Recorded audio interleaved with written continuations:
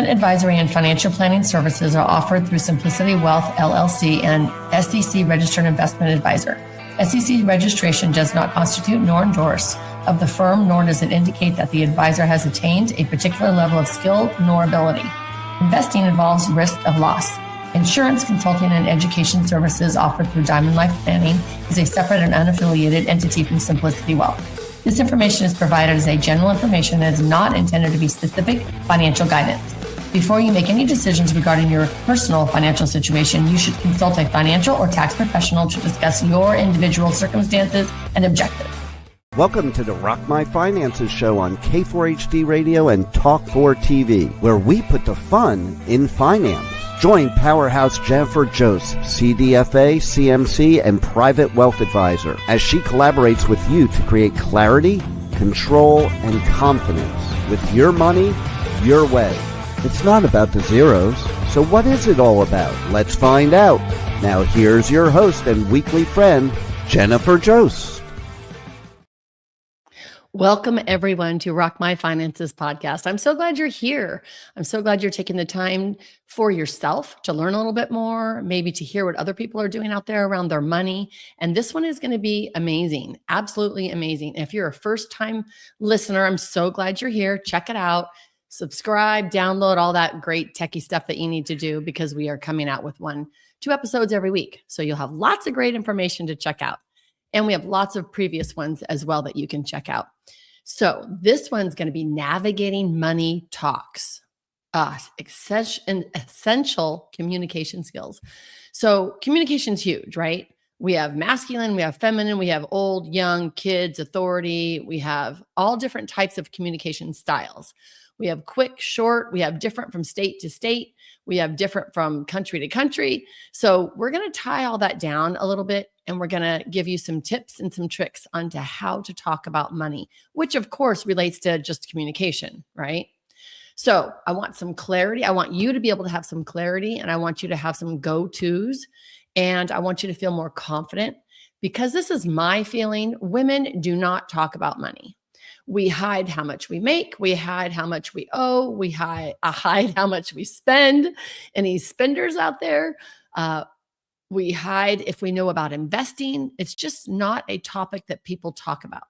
Now, being a financial advisor that I am, and I talk about this all the time, and people talk to me about it. So I kind of know thousands of people I've talked to over the years, and I know what they're thinking and they're doing around money. So I wanted to bring that up here and say, okay, how can we talk about this? I'm also single. I have a lot of single friends. And when they meet that special someone, when do we start talking about money? How do we start talking about money? We don't want to do it too soon. We don't want to do it too late. We don't want to be in fear of it. And we want to know about their money as well. I mean, I'm in my 60s, so I need to know what's going on in their world as well. So there's lots of different areas that we want to talk about money. So how can we do that? Here is the first one. Now, I know you might have heard this before. I statement. If we want to bring up the topic of money using I, for example, I feel a bit anxious when we're going to discuss money or discussing our budget, which I actually have my clients say a spending plan. I don't want to constrict women in spending money. I actually want you to plan for spending it. So we call it a spending plan. But an I message is I feel anxious when we're going to have our money date. I also have my clients have a weekly money date individually. And then as couples, we have that once a month or once a quarter, depending on how we divvy up the jobs around our finances and cash flow in our household. So we can just be honest and say, I'm feeling anxious about our conversation around our money date. You could even just say, I'm feeling anxious because I don't feel like I'm doing what I should be doing, right? We're putting shoulds on ourselves, which we all know we're not supposed to be doing that, but we do, especially around money. So I statements. I am very excited to have my money date with you. I'm very excited to do that.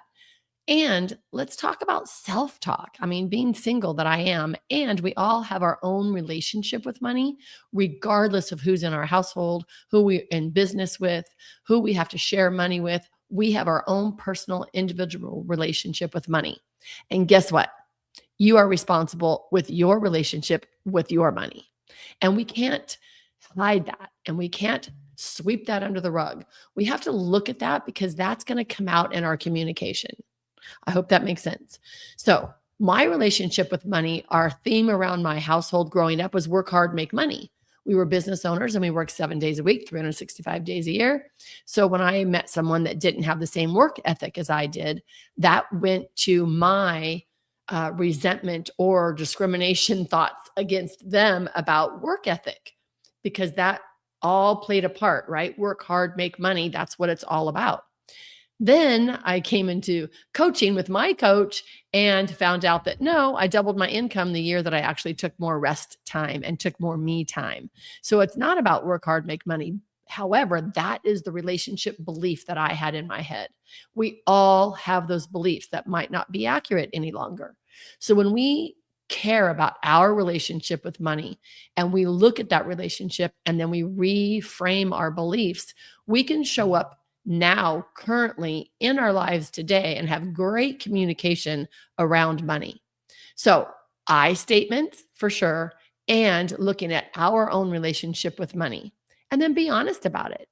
I have a group of friends that we talk all the time and we say, I'm feeling a little less than right now because I've spent so much and I need to pull in the reins a little bit. I hear that a lot around the holidays or after the holidays. I need to pull in the reins a little bit. For some reason with women, since we have that emotional relationship with money, we start beating ourselves up about that.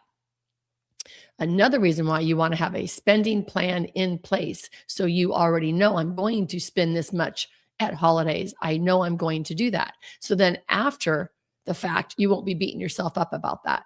Hope that makes sense. So spending plan, I messages, and your relationship with money. Okay, we also want to acknowledge our emotions. Money is emotional, and it's okay to acknowledge that. You might say, I know this topic can be a little stressful for both of us, but let's be patient with each other. That way, when we're creating a safe space to be honest around money, we can do this with our children, our business partners, our spouses, the people that we might be living with. You might have roommates or, just house guests or whatever. Anytime you're talking about money at any time. I go on girls' trips a lot. When you go away for the weekend, we have an app that we put on our phone, and whoever pays puts it in the app so that we split it evenly. So we talk about money. We talk about, okay, this might be a little awkward, so how can we do this? I also believe that there's an energy exchange with money. And so when someone comes over to want to do something for me, that's great. I love that. But I want to have some type of an equal exchange, either, cook them dinner or, spend some time with them, whatever it might be for them. If it doesn't warrant a money exchange, it still warrants an energy exchange. It could just be a nice card. It could be a grateful thank you. It could be a ride to the next event. Like, there's no telling what it can be. And I just always want to make sure there's a good exchange there. I don't want to be the one that's always giving with no return, because then I'm going to get resentful, if that makes sense. And I don't want someone else to be giving to me without, like I have a neighbor that comes and feeds my cat all the time. I love that. Of course, she doesn't want anything. I'm going to take her out to dinner. I'm going to get a little small gifts here and there, because there needs to be an energy exchange. You don't want to give and take on both sides. I hope that makes sense. So when we're talking about money, we want to say, hey, we want to be honest and create a safe place. So what does that mean? Guess what? You get to know yourself. We have to know ourselves around money. Are we a spender? Are we a saver? Do we beat ourselves up around money? Are we in money fear? Are we just stressed out around money because that's the way your household was when you were growing up? That very well could be the case. So just acknowledging it and saying it out loud. It could be even as adults we can be talking to our parents and we can say, hey, let's talk about money a little bit. What did you learn about money? I don't know why it seems to be such a taboo subject, but it is. It's kind of like politics and religion. Nobody talks about money. And we need to learn from each other. We need to learn the right way. Again, I'm all about the F word, feminine financial freedom. So we think about money differently than men do. And this is my opinion only. We have a relationship with money.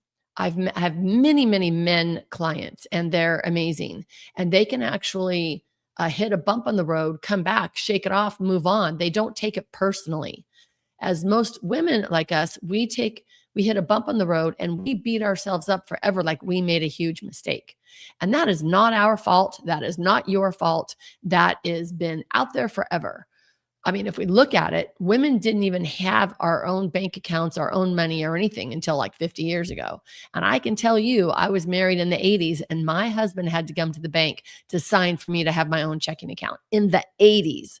So in our lifetime right now, we have just now starting to handle money on our own and handle finances on our own. So we're little babies at this. So we can't beat ourselves up for not knowing or not feeling really good about it. I mean, grandpas don't pull the little granddaughters aside and say, hey, let me teach you about stock. Let's go grab some Disney stock or some AT&T or whatever they're doing at the time. They do grab the grandson and say, hey, let's talk about money. This is what money is. This is how we're going to save it. This is how we're going to build it. We're going to buy stock. This is how we create a company. Little girls get taught to cook and clean and take care of the little babies and the dolls and the Barbies. We don't get taught what money does and how to make more money. Women just get attacked on spending too much, purses and Starbucks, which is all such baloney, instead of saying, hey, create your own purse, start your own line, create a business, make some more money, turn a side hustle into some cash. We don't talk that way to women. So this is a part of our heritage. So we want to acknowledge that. It's not all our fault. And now it's yours to deal with. So what do you get to do? You get to educate yourself, right? Educate without shame, just educating with knowledge. Okay.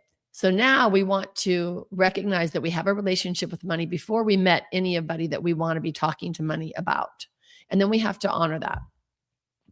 Another way, when we're talking with someone around money, if a relationship, it could be your business partner, again, your parents, your kids, your spouses. We want to focus on a solution together so that one person doesn't feel attacked and the other person doesn't feel, like the spender doesn't feel ashamed or blamed. I keep hearing from women all the time, I'm so tired of financial industry making me feel like crap. Like I walk into this big building and this man in this 3-piece suit I feel like he's wagging his finger at me and telling me everything that I've done wrong. So that's what's wrong with the industry. We're not doing that here. Absolutely. You are perfect just the way you are, as is right this minute. And I want to applaud you for being on this podcast and listening to this show because you are learning a lot right now. And it's not just about the zeros in your account. It actually is so much more than the zeros. So looking at our relationship around money, handling that, taking care of it, healing it, loving ourselves through that with compassion and kindness. When we're going to work together with someone, we can frame a conversation such as, let's figure out a plan to work together for both of us. How can we create some schedule or some spreadsheet or a process that makes us both feel comfortable around our financial decisions? It's more of a collaboration instead of you spend so much, I need to know what's happening. Or you never want to talk about money. Or I feel like I'm in this all by myself, right? I statement, that's a good one. It's an I statement. However, it's on the negative side. So let's say instead of either one of us handling things on our own, let's do this collaborative. What are you good at? What am I good at? And let's put that together. Make sense? Okay. Next, we're going to practice patience. We have to be patient with ourselves. We have to be patient with others, especially if someone's just learning finance, no matter what the age is. I'm also a certified divorce financial analyst, and there's a lot of times that spouses have never dealt with finances at all. So we are educating them from the ground up. There is zero shame and blame about that. They just didn't do that in their life before, so now they're learning it. So we want to remember that good communication takes practice, and we want to be able to say, let's keep talking about this regularly so that we can get comfortable over time. Patience is key. The more we do it, the more it becomes easier. Just like, working out. It's a muscle. I call it your money muscle. It is absolutely a muscle to learn about your money, to experience it, and now to be able to talk about it. One other thing I think is really good is setting shared goals. So if you're dealing with money with someone, let's have some shared goals. Like we had a downturn in the market years ago, and a lot of people had a lot of credit card debt. And so I would have them put the bills on the refrigerator as a family, as they put an X on it every time one of the cards got paid off or it got lowered or something. So the whole family got a reward. So everyone could see that, credit card debt is not good. We want to make sure that it's all paid off, but bring the household into it.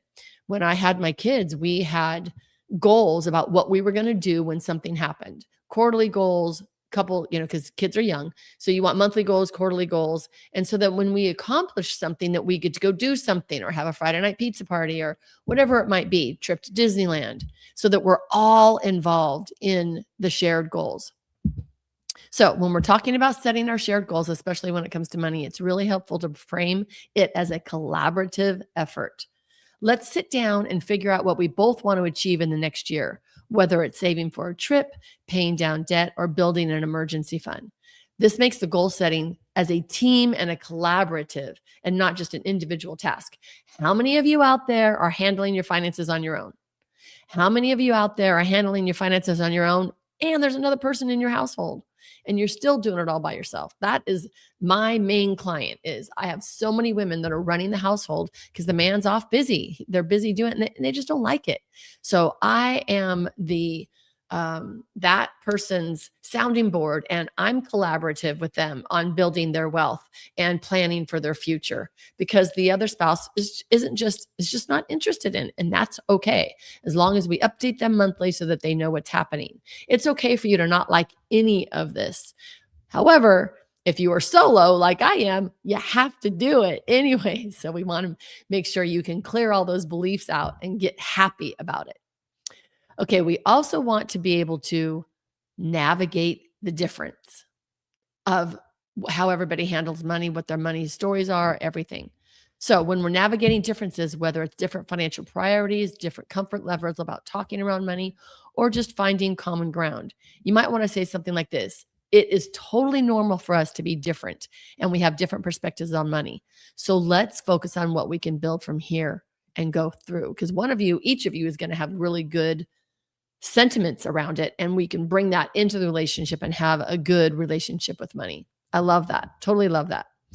Okay, so now I'm going to give you a nice little gift. We're going to come back for one more section, and you want to come back because you're going to hear it. It's going to be really good. You don't want to miss it. All right, you all come back now. You hear? Wait, the show isn't over yet. There's more fun and finances ahead. Jennifer will be right back as we have a special bonus offer for you right here on Rock My Finances, broadcasting live on K4HD Radio and Talk4 TV. Hey y'all, it's Jennifer Jost. Are you ready to transform your relationship with money? Rock My Finances Club is your weekly mastermind for wealth empowerment. Join me live for your personal weekly group video sessions and access your personal portal with the video library at any time, including your success system and way more bonuses. Go to rockmf.com for your financial empowerment. Make yourself a priority today.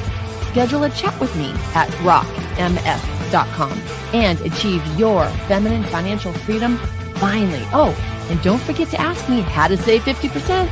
See you at our weekly mastermind. Okay, Rock My Finances on K4HD and Talk4 TV is back. Once again, let's put the fun in finance with your host and weekly friend, Jennifer Jost. All righty, Rock My Finances Club is so amazing. Okay, we're going to dive into our last subject, our last little content here, empowering you to own your own financial knowledge. So every time we talk about our financial goals, it's not just planning for the future, but we're also becoming more confident and comfortable with our financial decisions. So we handle money 10 times a day. And so we're making choices every day, all day long, around spending money, saving money, sharing money, whatever we're doing. If we do not feel confident in that, we're not making the best decisions for ourselves. So planning for our future is hugely important. We also need to be able to clear out those old beliefs that might be running our world right now. And the more we talk about our goals, the more we talk about communication around money, the more confident we're going to be and you can actually build your confidence and make sure that you're making the right decisions for you at this time. So the more we have the little money talks, we build that muscle like I talked about around the financial confidence. And it's like any other skill. The more you practice, the stronger and the more self-assured you become.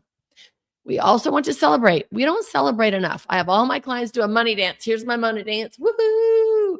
Every time something amazing happens, we have a money dance. I want you to get it in your whole body. I love my money dance. It's so fun. It could be simple as easy as, I love to find things on sale. I love it when I get a great deal or something. And I want to have that money dance. If I'm accomplishing a goal, if something's coming up, even if I just have my money date weekly, yes, I am celebrating myself. So when we celebrate ourselves, we're giving ourselves serotonin and dopamine. So don't forget to celebrate, y'all. We really want you to do that. So thanks for coming to the show. I hope to see you again. Check out all the other ones. And I want you to be able to say, I rock my finances. We appreciate you joining us today, and don't forget to subscribe to the Rock My Finances YouTube channel for more engagement and bonus content. Tell me, what is your money story?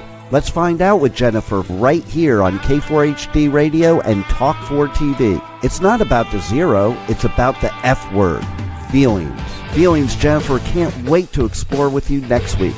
Until then, let's all say, I rock my finances.